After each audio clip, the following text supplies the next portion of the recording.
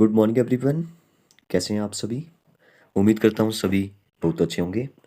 तो आज है 17th ऑफ अगस्त 2022 और डे है वेंसडे।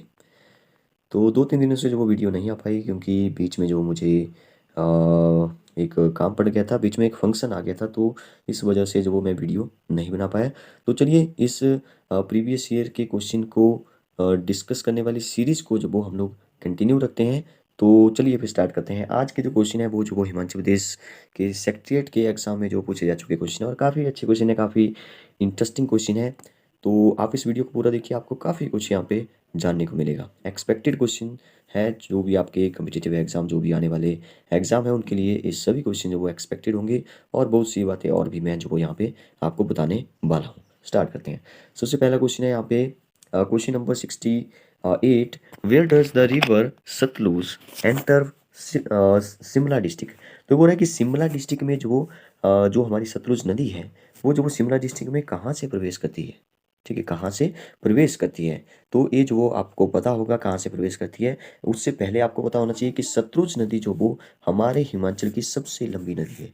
ये जो वो लगभग 320 किलोमीटर जो वो हमारे हिमाचल में बहती है। अगर आपको कोई इसका पुराना नाम पूछे तो सतुद्री जो वो आप याद रखिए, ये जो वो कई बार एग्जाम में पहले भी पूछा जा चुका है। सबसे पहली बात, ये जो वो हिमाचल की सबसे लंबी नदी है, 320 किलोमीटर जो वो हिमाचल में बहती है। ठीक है, और इसका जो पुराना नाम है वो जो वो सतुद्री है। तो दो क्वेश्चन मैंने यहाँ से बता दिए। और साथ में ही जो वो आप ये भी याद रखिए कि ब्यास नदी का जो भी वैदिक नाम है वो जो वो अर्जिकिया है। ठीक है, और संस्कृत नाम जो वो ब्यास नदी का बिपाशा है। इस कैमरे को मैं यहाँ से हटा देता हूँ ताकि मैं अच्छे से जो वो यहाँ पे लिख सकूँ। देखिए मैं इसको थोड़ा सा मोटा कर देता हूँ ताकि आपको अच्छे से दिखाई दे। यस, तो आपको मैं एक बार जो वो हिमाचल में, देखिए हमारे हिमाचल में 5 प्रमुख नदियाँ जो वो बहती हैं। एक जो वो सतलुज, जो कि मैंने आपको बता दिया, जिसका वैदिक नाम जो वो सतुद्री है। और संस्कृत में जो वो आप सतुद्रु जो वो लिख दीजिए। इसमें जो वो ए वाला स जो वो यूज़ करिए। ठीक है, तो संस्कृत में जो वो ए वाला स और दूसरे में ए वाला स जो वो आप यूज़ करिए, सतुद्री और सतद्रु। ठीक है, और ब्यास नदी का वैदिक अर्जिकिया हो गया और संस्कृत जो वो विपाशा हो गया। और रावी का नाम जो आप याद रखिए, कई बार एग्जाम में पूछा जा चुका है। रावी का जो वैदिक नाम है वो जो वो है पुरुषनी, और संस्कृत नाम जो वो ईरावती है। रावी के बारे में डिस्कस कर रहा हूँ। चिनाब नदी जो कि हमारे हिमाचल की जल घनत्व के हिसाब से सबसे बड़ी नदी है, सबसे चौड़ी नदी है। तो इसका जो भी वैदिक नाम है वो है असिकनी। ठीक है, अस्किनी आप बोल दो। यमुना नदी जो कि हमारे हिमाचल की सबसे छोटी नदी है। ठीक है, और ये जो वो गंगा नदी की सबसे बड़ी सहायक नदी है। तो इसका जो वैदिक नाम है, इसका जो पुराना नाम है वो कालिंदी है। क्या नाम है इसका? कालिंदी है। तो इन सभी को आप याद रखिए। देखिए सतलुज नदी का जो जल ग्रहण क्षेत्र है वो जो लगभग है 20,000 वर्ग किलोमीटर। ठीक है, तो इसको आप याद रखिए। सतलुज नदी की अगर सहायक नदियाँ अगर आपसे पूछे तो सहायक नदियों में जो वो इसकी मुख्य जो नदी है वो जो वो बसपा आ जाती है, स्पीति आ जाती है। ठीक है, बसपा स्पीति। चिनाब की चंद्रभागा आपने सुना होगा, यमुना की गिरी, टॉस पंबर, आंध्रा आपने सुना है। और ब्यास नदी की जो वो आपने सुना है बनेर, बाणगंगा, सेंज, पार्वती नदी होगी। ठीक है, कुल्लू में एक उहुल नदी होगी जो हमारे मंडी में है। तो वो ये सभी जो वो इसकी सहायक नदी, और भी कई सारी है। ठीक है, तो अगर हम बात करें इसके उद्गम स्थान की, कि ये जो वो कहाँ से आती है, तो देखिए मानसरोवर का जो वो आपने सुना होगा मानसरोवर झील से। ठीक है, हम बात करेंगे कहाँ जैसे से, तो वो जब हम डिस्कस करेंगे। फिलहाल आप याद रखिए मानसरोवर झील से जो वो एक तो ब्रह्मपुत्र नदी निकलती है। ठीक है, और एक जो वो हमारी सतलुज नदी भी वहाँ से ही निकलती है। बहुत सारी नदियाँ वहाँ से निकलती है। अगर हम बात करें कि सतलुज नदी जो वो किन्नौर से प्रवेश करती है हिमाचल में। देखिए जैसे यहाँ पे सतलुज नदी आ रही है तो यहाँ पे हमारा हिमाचल है। तो हिमाचल में कहाँ से प्रवेश किया इसने? किन्नौर से प्रवेश किया। अब किन्नौर में आपसे पूछेगा किन्नौर में कहाँ से प्रवेश किया, तो सिपकी दर्रा आप याद रखिए। सिपकी दर्रे से जो वो इसने एंटर कर लिया अंदर, और भाखड़ा गांव से जो वो पंजाब में ये जो बाद में प्रवेश करती है। ठीक है, मान लो यहाँ से निकल गई तो यहाँ पे भाखड़ा गांव से जो वो यहाँ पे इसने प्रवेश कर लिया। ठीक है, और इसमें जो वो देखिए आपने हमने बात की इसमें बसपा स्पीति नदी, तो बसपा नदी जो वो कल्पा में इसमें मिलती है। मान लो बसपा आ रही है, यहाँ पे कल्पा है, तो यहाँ पे इसमें मिल जाती है, तो इसकी सहायक नदी हुई। ठीक है, और सतलुज जो वो हमारे देखिए किन्नौर को छोड़कर जो वो यहाँ पे शिमला में चली जाती है। ठीक है, शिमला जिले हमें शिमला जिला मतलब जैसे यहाँ पे जो कुछ और कलर लेता हूँ मैं। जैसे यहाँ पे जो वो किन्नौर खत्म हो गया, यहाँ पे शिमला आ गया। ठीक है, तो शिमला में कहाँ से प्रवेश किया, यही हमारा क्वेश्चन भी है। तो शिमला में जो वो इसने ये प्रवेश कर दिया चुराह नामक जिले से। ठीक है, सॉरी चुरा नामक स्थान से जो वो प्रवेश करती है। अब या आप बोलेंगे कि चुरा तो हमारे ऑप्शन में है नहीं, तो इसका जो सही आंसर होगा बड़हल नामक स्थान से जो वो प्रवेश करती है। यहाँ पे एग्जैक्ट लोकेशन यहाँ पे पूछिए कि वहाँ पे जगह का क्या नाम है, ठीक है। तो चुरा अगर लिखा हुआ तो चुरा हो जाएगा, चुरा नहीं लिखा है तो बड़हल हो जाएगा इसका सही आंसर, ठीक है। तो वैसे आपको सभी नदियों के बारे में पता होना चाहिए। देखिए एक क्वेश्चन अगर हम पढ़ते हैं तो इसको ऐसे पढ़ना चाहिए कि जैसे सतलुज नदी के बारे में पूछा है तो आप बाकी सभी नदियों के बारे में भी डिस्कस करिए, ठीक है। ब्यास नदी हमारे मंडी से बहती है, तो ब्यास नदी जैसे मनाली हो गया, मंडी हो गया, कुल्लू, पंडोह, नदौन, सुजानपुर, हमीरपुर में हो गया, ठीक है। तो देहरा गोपीपुर हो गया, तो ये कांगड़ा हमीरपुर हो गया, कुल्लू हो गया, मंडी। तो कौन कौन से स्थान में जो वो हमारी ब्यास नदी जाती है तो वो आपको पता होना चाहिए, तभी जो आप अच्छे से जो वो इन क्वेश्चन को जो वो कर पाएंगे, ठीक है। तो अगर तो सतलुज नदी के बारे में देखिए यहाँ पे क्या क्या लिखा है, इसके बाद इसको भी थोड़ा सा पढ़ लेते हैं। सतलुज नदी तिब्बत तिब्बत में हमने बात कर लिया, कहाँ से, मानसरोवर झील। तो यहाँ पे कैलाश पर्वत के दक्षिण से निकलती है, ठीक है। कैलाश पर्वत के दक्षिण से हिमाचल में और सिपकी किन्नौर में प्रवेश करती है, जो कि हमने डिस्कस कर लिया। सतलुज नदी किन्नौर हो गया, रामपुर, शिमला हो गया, देखिए कुल्लू में, सोलन में, कुल्लू, सोलन, मंडी, बिलासपुर में बहती है। नदी का बहाव जो वो दक्षिण से पश्चिम की ओर है, याद रखिए दक्षिण से पश्चिम की ओर जो वो इसका बहाव है। भाखड़ा बिलासपुर से जो वो पंजाब में प्रवेश करती है। और सतलुज की सहायक नदियाँ जो वो मैंने आपको सिर्फ कौन सी बताई, बसपा और स्पीति बताई। नौगली खंड हो गया, और स्वां नदी भी जो वो किसी है सतलुज नदी से। स्वां नदी है जो वो हमारे ऊना में बहती है, ठीक है। ऊना में जो वो इसके कारण काफ़ी तबाही मचती है, ठीक है। तो नेक्स्ट यहाँ पे लिखा है बासपा सतलुज से कड़छम किन्नौर में, और नोगली खड्ड जो वो रामपुर बुशहर के पास सतलुज में मिलती है, तो इनको भी आप याद रखेंगे। सतलुज की कुल लंबाई जो वो 2459 है, ठीक है। 2459 किलोमीटर है। हिमाचल की सबसे लंबी नदी है जिसके बारे में हमने बात कर लिया। ये सभी बातें हम लोग डिस्कस कर चुके हैं, ठीक है। इस नदी पर जो एशिया का सबसे ऊंचा, सबको पता है, भाखड़ा बांध जो वो बनाया गया है। अगर हम मानसरोवर झील के बारे में थोड़ा सा डिस्कस करें तो मानसरोवर झील लगभग जो वो 320 किलोमीटर क्षेत्र में जो वो फैली हुई है। इसके उत्तर में कैलाश पर्वत, ठीक है। तो उत्तर में कैलाश पर्वत, तो हमने बात कर लिया कि मानसरोवर झील के आसपास से ही जो है निकलती है, ठीक है। तो पश्चिम में जो वो राक्षस ताल होगा, यहाँ पर राक्षस ताल झील है। संस्कृत शब्द जो वो मानसरोवर का मानस सरोवर से बना है, मतलब कि देखिए मानस का मतलब मन है, सरोवर मन का सरोवर, ठीक है। कहा जाता है कि यहाँ पे पार्वती भी स्नान करती थी, माता पार्वती। और मान्यता है कि आज भी जो वो यहाँ पे पार्वती जी जो स्नान करते हैं।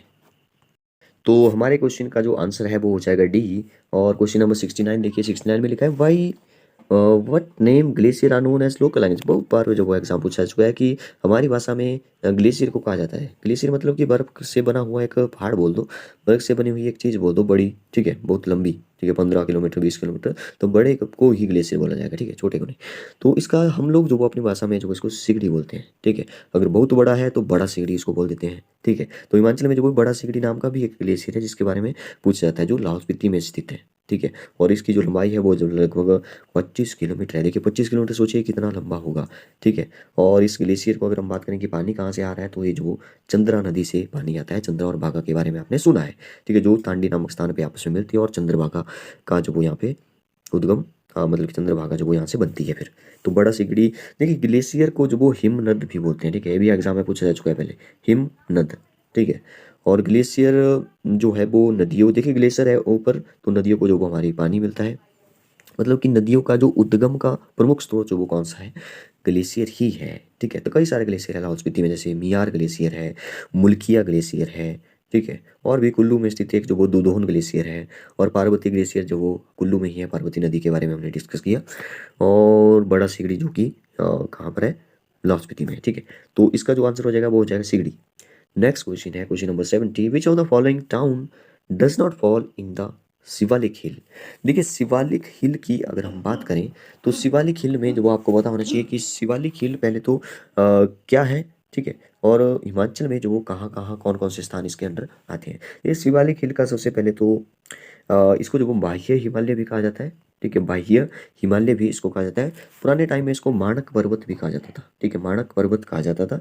इसका अगर शब्दों का अर्थ अगर हम डिस्कस करें शिवालिक का, तो शिवालिक का मतलब था भगवान शिव के तांत्रिक, ठीक है। इसके और भी कई सारे अलग अलग जगहों पे जो अलग अलग नाम है, जैसे चूरिया भी इसका नाम है, चूरिया हिल्स, या च्योर हिल भी हो गया, ठीक है, या मार्गल हिल हो गया। तो ये ऐसे जो वो इसके कई सारे नाम हैं। अगर मैं थोड़ा सा ऊपर ऊपर से डिस्कस करूँ कि कहाँ से कहाँ तक जो वो ये शिवालिक पर्वतमाला फैली हुई है, तो सिक्किम सिक्किम आपको पता है कि सेवन सिस्टर का जो वो ब्रदर कहा जाता है। तो सिक्किम में एक तीस्ता नदी बहती है। तीस्ता नदी से लेकर के जो वो आ जाओ फिर यहाँ पे हमारा थोड़ा थोड़ा भारत का और थोड़ा नेपाल का पार्ट ले लो, और ऊपर ऊपर से जो वो ये बहती है उत्तरी पाकिस्तान तक, ठीक है, उत्तरी पाकिस्तान तक जो वो, सॉरी ये बहती नहीं है, कोई नदी नहीं है, जो वो भौगोलिक दृष्टि से जो वो एक नाम रखा गया है शिवालिक हिल्स, ठीक है। तो इसको आप याद रखिए, बाह्य हिमालय जिसको कहा जाता है, ठीक है, बाह्य हिमालय। तो ये बोल रहा है कि इनमें से कौन से शहर जो वो शिवालिक पर्वतमाला में नहीं आते हैं, ठीक है। अगर मैं बात करूँ तो यहाँ पे जो वो सिर्फ 100, मतलब कि यहाँ से जब सिक्किम से जो वो पाकिस्तान तक कितने किलोमीटर में फैला हुआ है, लगभग तो 1600 किलोमीटर, आप याद रखिए 1000 मील के आसपास है अप्रोक्सीमेट,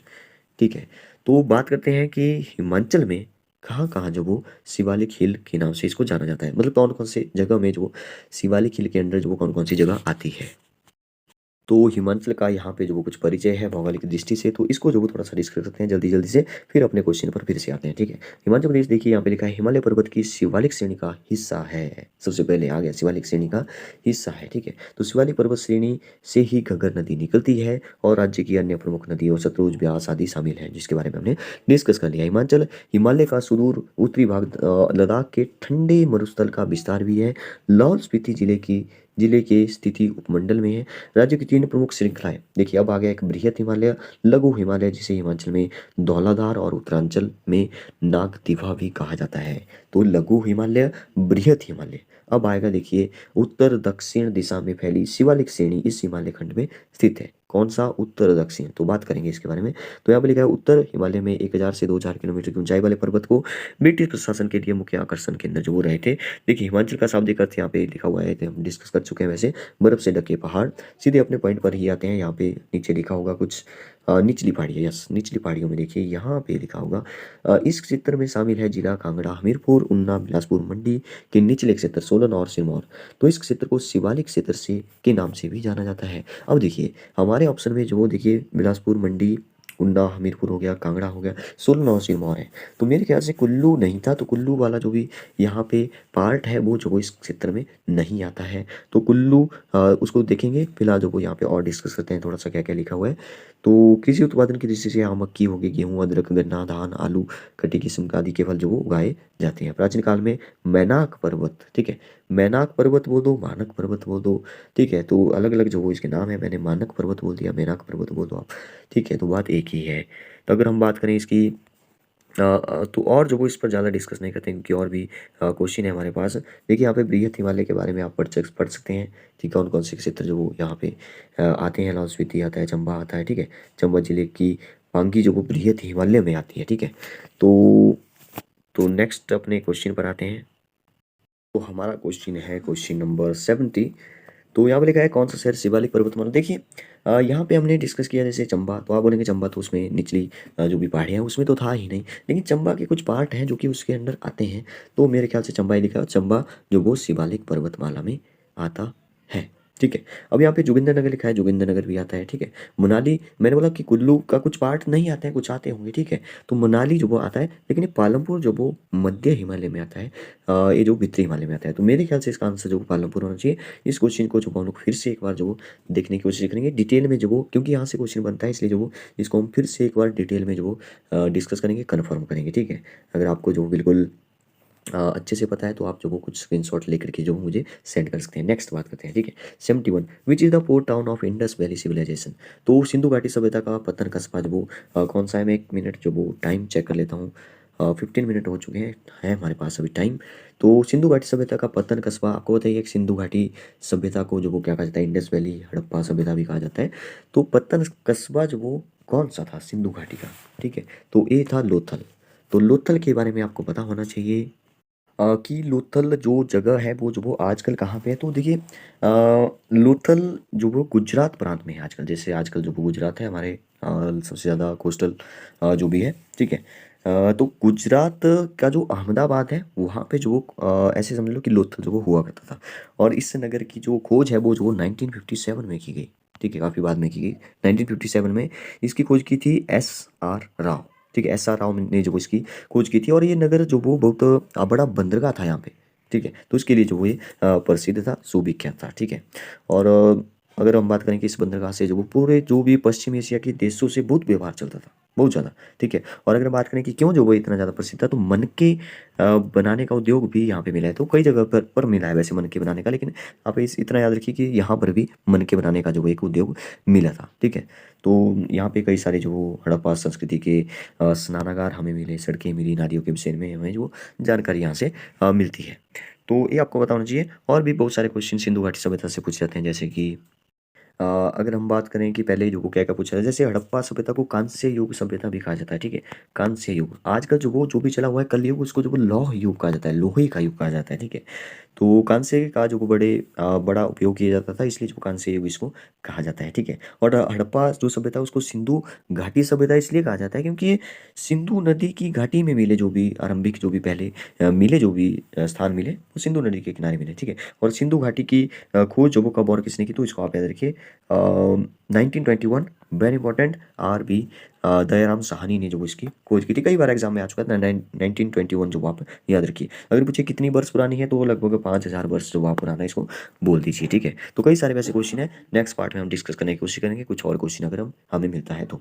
नेक्स्ट बात करते हैं। देखिए ऐसे क्वेश्चन जो वो जैसे ज़्यादा डीपली अगर जाना हो तो एचएस का ले लो, यूपीएससी के क्वेश्चन उठा लो। अगर इसमें से कोई क्वेश्चन उठाया है तो उसको हम जो वो फिर डिटेल में उसमें जाने वाले हैं। लास्ट क्वेश्चन है, तो इस क्वेश्चन का आंसर हो जाएगा लुथल।